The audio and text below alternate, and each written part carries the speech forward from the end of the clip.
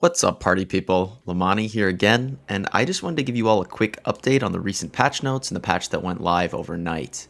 There's been a lot of discussion about it, specifically for the life staff. That's why I think it's important. Life staff did get a nerf, but I jumped onto YouTube to check out the update and the patch notes, and a lot of the people talking about the life staff nerf actually had no idea what they were talking about because they weren't life staff users. So there was no footage of what actually was happening. There was nobody actually explaining, okay, what does this mean for a life staff user? And so I just wanted to give you all some clarity on what's actually happening right now in the game for a healer. Now, you're going to see the patch note actually says slightly improve the performance of the life staff with changes to passive abilities, mending touch and blissful touch. Is this actually an improved performance update? I don't think so. I think it's a nerf. Does it function more consistently?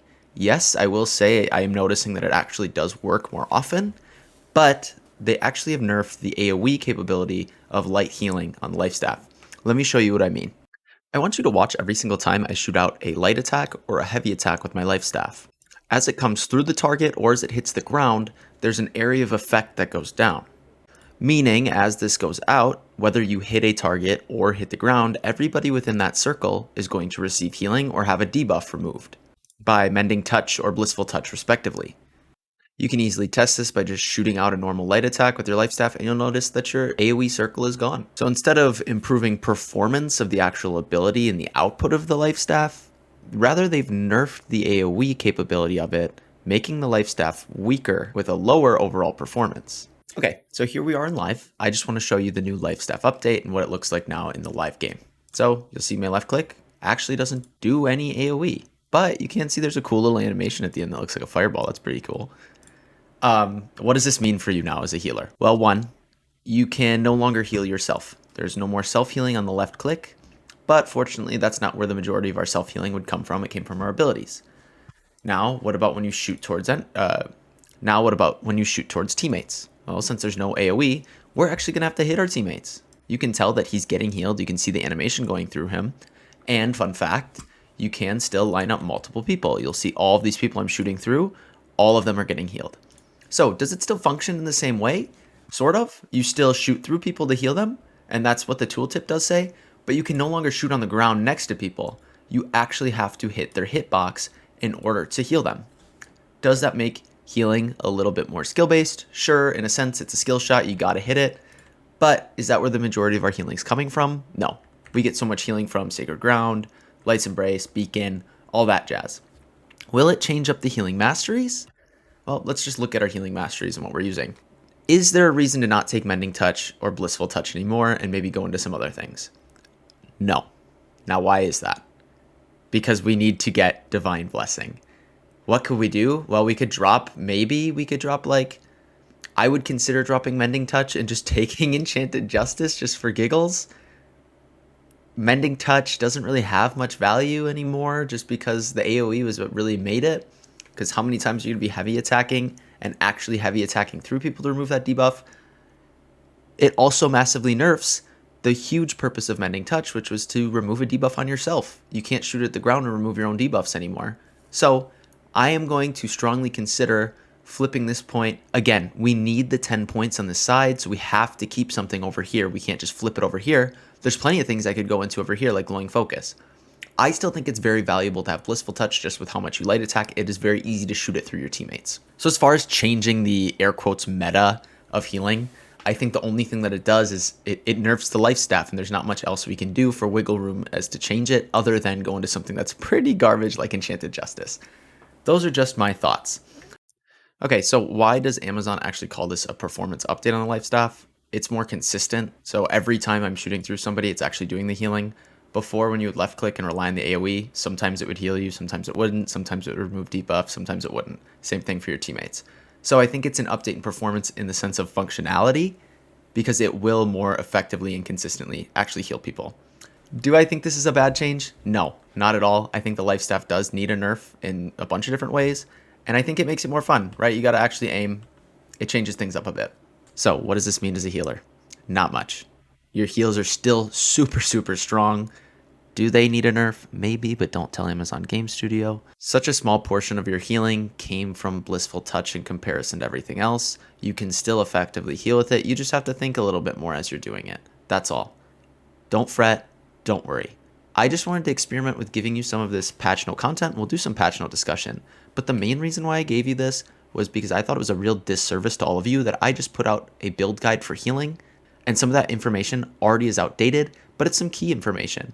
So I just wanted to, one, provide you with the accurate information when I can easily do so through a very short video. Two, I thought it was somewhat of a disservice to all of you who might not have understood the actual patch note and how Amazon explained it. But there's also other content creators out there who don't play Lifestaff, don't necessarily understand the masteries of the Lifestaff. And so when they read this patch note and understand it to be a nerf because they've talked to other people, they don't show you what actually happened with it. So I just wanted to make sure everybody understood it and how we could maybe adjust our build guide to have the most effective healing setup.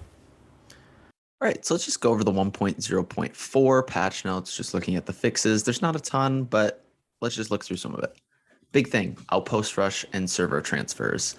I'm super excited for Outpost Rush. I think it'll be so much fun. It'll give the endgame a little bit more breadth. It'll give it some more liveliness. It'll give you some more gameplay to do and have some instance PvP where we can really show off some of our PvP builds.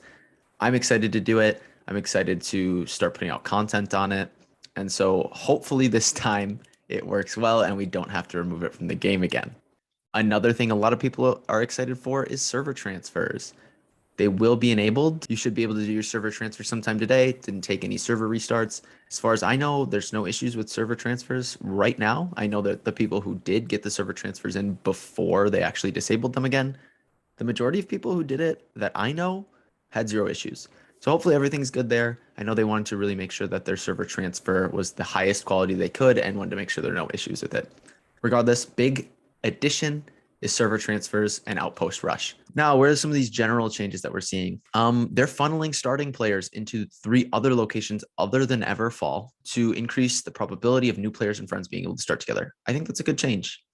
4 starting locations on launch was great. It gave us a lot of diversity, but it also gave us wiggle room to actually play the game instead of just having a massive Zerg. So I think that was fantastic. I don't know if anyone's seen this. As soon as you log in today, you will get 2,000 coins as long as you bought your house before October 19th.